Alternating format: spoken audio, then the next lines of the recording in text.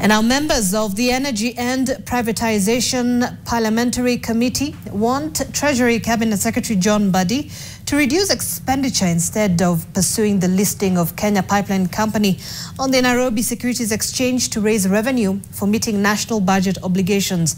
If successful, the government hopes to raise 120 billion shillings in public investments through sale of shares. And TV's Brian George now explains why MPs feel it's not enough to plug the over 900 billion shillings budget deficit and what alternatives they floated. Deepening the capital markets, democratization of wealth among Kenyans, and gaining political and diplomatic mileage across the region are some of the key reasons why Treasury CS John Mbadi is pushing to end the 17-year initial public offering IPO drought at the NSE by listing the Kenya Pipeline Company KPC.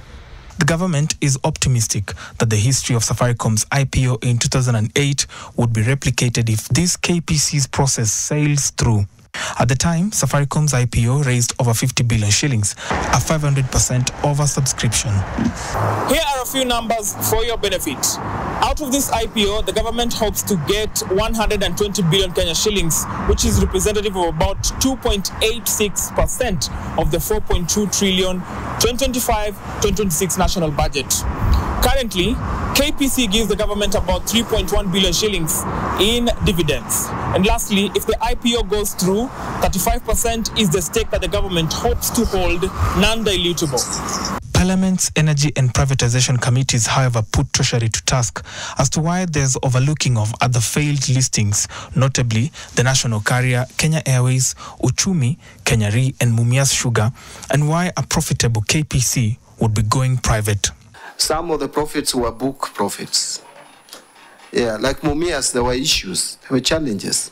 And Mumias even went through other things, the cane being a problem, and many others. The same may not obtain with KPC.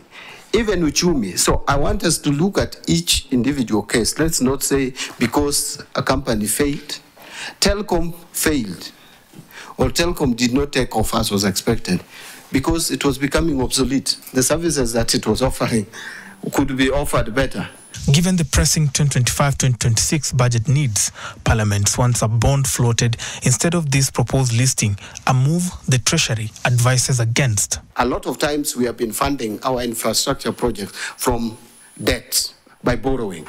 We are reducing that and releasing some to the PPPs, releasing some to securitization, and then bringing in now privatization. So don't just look at privatization as a single item and say 149 is a drop in the ocean. It is not. It could be 10% or whatever it is, but if you add it to PPPs, you add it to securitization, you add it to liability management, it has a big effect on our fiscal space. On the flip side, the knock-on effect of listing KPC to raise the intended cash would mean the government reduces development expenditure as the country's fiscal framework and debt sustainability aren't optimal, as sovereign lenders and credit rating agencies have stated recently. That means Kenya has minimal runway for more loans. While admitting that there could be some redundancies in the privatization process, Treasury CS John Mbadi says that there will be compensation for any KPC officials and staff who are exposed. Brian George, Mavoko, Machakos County.